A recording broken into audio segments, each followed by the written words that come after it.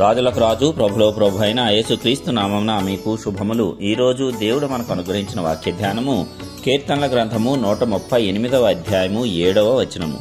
నేను ఆపదలలో చిక్కుబడి ఉన్నను, నీవు నన్ను బ్రతికించెదవు. నా శత్రువుల కోపము నుండి నన్ను రక్షించుటకై నీవు నీ చేయి చాపెదవు, నీ కుడి చేయి నన్ను రక్షించును.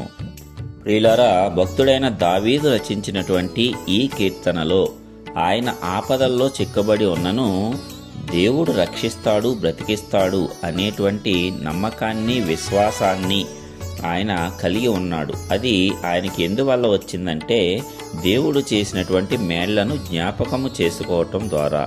ఎప్పుడైతే దేవుడు మన పక్షమున అద్భుత ఆశ్చర్య కార్యములు చేసి మనకిక సాధ్యము కాదు, మనకిక అసాధ్యము అనేటువంటి కార్యాలు ఆయన శక్తి ద్వారా మన జీవితంలో ఎప్పుడైతే సాధ్యమవుతాయో దేవుని అందలి నమ్మకము, విశ్వాసము మనలో విపరీతంగా పెరిగిపోతుంది. అయితే ప్రతి పరిస్థితిలోనూ మనము ఆయన యందు విశ్వాసం ఉంచుట అనేది ఇక్కడ ప్రాముఖ్యము. మనకు ఆ కార్యములు మన జీవితంలో జరిగినప్పుడు ఎంతో సంతోషించి దేవుడి పట్ల ఎంతో విశ్వాసాన్ని, నమ్మకాన్ని కలిగి ఉంటాము. అయితే పరిస్థితులు కొంత వ్యతిరేకమైపోగానే వాటిని తట్టుకోలేక, వాటిని భరించే శక్తి సామర్థ్యాలు మనలో లేకపోవటం వల్ల వెంటనే అంతకుముందు దేవుడు చేసిన మేళ్లను మర్చిపోయి కృంగిపోతూ ఉంటాము. దేవుడు కేవలం కొన్నింటి నుంచి మాత్రమే మనలను తప్పించి విడిపించగలడా? ఆయన సర్వశక్తిమంతుడు కదా.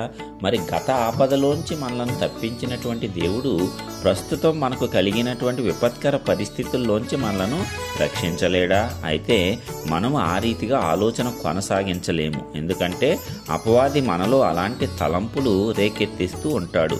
వ్యతిరేకమైన తలంపులు ఏవి రేకెత్తినా అవి అపవాది రేకెత్తించే తలంపులు మాత్రమే. దేవుడు ఎప్పుడూ కూడా అనుకూలమైన వాటినే తెలియజేస్తూ ఉంటాడు. అనుకూల తలంపులే మనలో పెడుతూ ఉంటాడు. ఎందుకంటే సృష్టించిన వానికి అసాధ్యమైనది ఏది ఈ లోకంలో లేదు. నిజముగా నీవు ఆయన యందు నమ్మిక ఉంచినప్పుడు, ఆయన శక్తి సామర్థ్యాల యందు విశ్వాసం ఉంచినప్పుడు నీవు సందేహించటం దేనికి?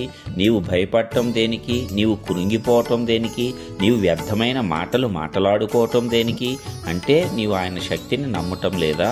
ఆయన శక్తి మీద నీకు విశ్వాసం లేదా? కేవలం కార్యము చేసినప్పుడే స్తోత్రం ప్రభువా అని మిగిలిన సమయంలో ఎప్పుడైతే మరలా ఆపద వచ్చి శ్రమ ఎక్కువైతే దేవుడు అది చేస్తాడా, చేయలేడో అనేటువంటి అపనమ్మకమా, విశ్వాసమా? మరి ఏది నీలో ఆ భయాన్ని, తొందరపాటును, కృంగుదలను కలుగజేస్తుంది?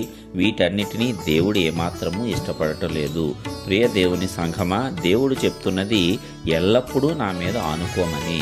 ఏ పరిస్థితి అయినా నా మీద ఆనుకోమని. అన్నిటికీ ఉన్నవాడను, అన్నిటికీ చాలినవాడనైనటువంటి దేవుడనైనా నా మీద మీరు ఆనుకొని భయము లేక, చింత లేక జీవించాలి అని ఆయన కోరుకుంటున్నాడు. అయితే మనము మానవ రూపకంగా అపవాది ప్రేరేపణతో ఏదైనా ఒక కష్టము, శ్రమ వస్తే ఈ లోక రీతిగా మొదట ఆలోచించేస్తాం. ఏమాత్రము అప్పుడు మనలో విశ్వాసం పనిచేయటం లేదు. అయితే ఇక్కడ భక్తుడు మాత్రము ఎంతో జ్ఞానము కలిగి దేవుని యందు ఆసక్తి కలిగి ఉన్నాడు కాబట్టే ఆయన చెప్తున్న మాట ఏమిటి?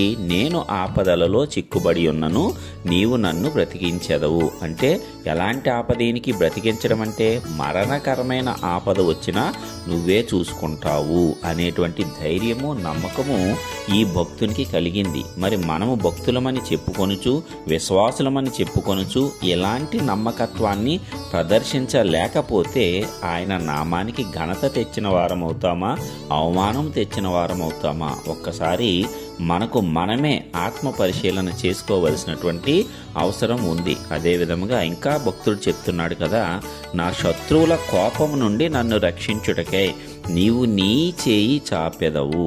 ఇది నిశ్చయంగా భక్తుడు అనుభవించి రాశాడండి. అనుభవపూర్వకంగా ఇవి రాశాడు.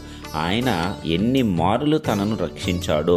శత్రువుల కోపము రేగినప్పుడు, శత్రువులు తనకంటే బలవంతులైనప్పుడు, తను ఇక జయించలేను అనుకున్న పరిస్థితులు ఏర్పడినప్పుడు, అపవాది ప్రేరేపణ చేత శత్రువులు తన మీద రేగినప్పుడు దేవుని యొక్క హస్తము, ఆయన చేయి చాపి తనను రక్షించడము భక్తుడు అనేక సందర్భాల్లో కనుగొన్నాడు కాబట్టి, అవును దేవా, గతంలో నీవు కాపాడావు, ఇప్పుడు కూడా కాపాడే దేవుడవు, అందుకే ఈ రీతిగా నేను నీకు మొరపెట్టుకుంటాను అని భక్తుడు ఈ కీర్తన రచించటము జరిగింది. శత్రువు కోపం ఎంతైనా రాని నీవు నన్ను రక్షిస్తావు, నీ చెయ్యి చాపుతావు, నన్ను కాపాడతావు అని నిశ్చింతగా భక్తుడు ఉన్నట్లుగా ఇక్కడ మనం చూడవచ్చు. నీ కుడి చేయి నన్ను రక్షించును అంటే గతంలో రక్షించబడి ఉన్నాడు కాబట్టి ఆపదల ద్వారా, కష్టాల్లోనూ, అనేక శ్రమల్లోనూ దేవుని హస్తము తోడుగా ఉండటం వల్లే ఆయన తప్పింపబడ్డాడు, విడిపింపబడ్డాడు, రక్షింపబడ్డాడు, కాపాడబడ్డాడు, జయించాడు. వీటన్నిటిని అనుభవపూర్వకంగా తెలుసుకున్నవాడే,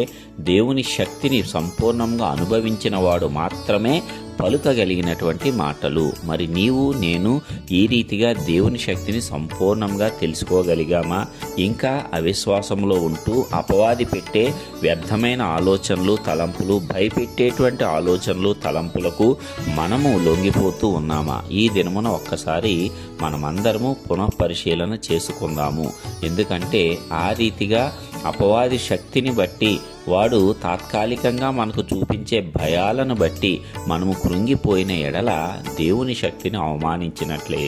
ఆయన యొక్క సర్వశక్తివంతుడైనటువంటి కుడి చేతిని, ఆయన హస్త బలమును మనము అనుమానించినట్లే. కాబట్టి అలాగున ఏ విశ్వాసి, ఏ భక్తుడు ఉండకూడదు. కానీ ఈ భక్తుని వలె, దావీదు భక్తుని వలె అందరము దేవుని కృపను, ఆయన శక్తిని, ఆయన సామర్థ్యాన్ని, ఆయన కాపుదలను, ఆయన రక్షించే విధానాన్ని సంపూర్ణంగా ఎల్లప్పుడూ జ్ఞాపకం ఉంచుకొని ప్రతి పరిస్థితిలో దేవుడు నాకు తోడుగా ఉన్నాడు, ప్రతి ఆపదలలో నుంచి నన్ను బ్రతికిస్తాడు, నా శత్రువుల కోపం పెరిగిపోయినా సరే తన చేయి చాపి నన్ను రక్షిస్తాడు, ఆయన కుడి చేయి ఎల్లప్పుడూ నన్ను రక్షిస్తూ ఉంటుంది అనేటువంటి దృఢమైన విశ్వాసాన్ని, నమ్మకాన్ని మనలో పెంపొందించుకున్నప్పుడు మనము ఏ విషయానికి భయపడనవసరం లేదు, దిగులు చెందనవసరం లేదు, చింత నొందనవసరం లేదు, కృంగిపోవలసిన అవసరం అసలే లేదు. కాబట్టి ప్రియులారా, వాక్యం ద్వారా, భక్తుని జీవిత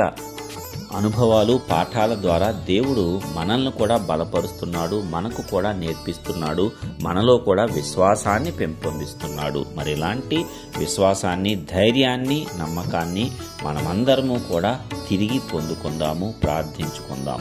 మహాశక్తి సంపన్నుడు అయినటువంటి ప్రియ పరలోకపు తండ్రి, సృష్టికర్త, నీ ఘనమైన నామానికి వందనాలు, స్తోత్రాలు. నీ కృప చొప్పున ఇప్పటివరకు భద్రపరిచిన విధానమును బట్టి నీకే వందనాలయ్యా. ఇదిగో నీవు మనుషుల జీవితంలో ఎలాంటి మేళ్లను చేయగలవో అనేక మంది భక్తులు మాకు గ్రంథం ద్వారా వివరించారు. మరి నీ హృదయానుసారుడుగా పిలువబడినటువంటి భక్తుడైనటువంటి దావీదు జీవితంలో తను అనుభవపూర్వకంగా నిన్ను గూర్చి, నీ శక్తి సామర్థ్యాలను గూర్చి, నీ కృపను గూర్చి, నీ మంచితనాన్ని గూర్చి, నీ కాపుదలను గూర్చి, నీ అందించే రక్షణ గూర్చి తెలుసుకున్న వాడుగా మా కోసము ఈ అనుభవాలను రచించాడు కీర్తనాకారుడిగా.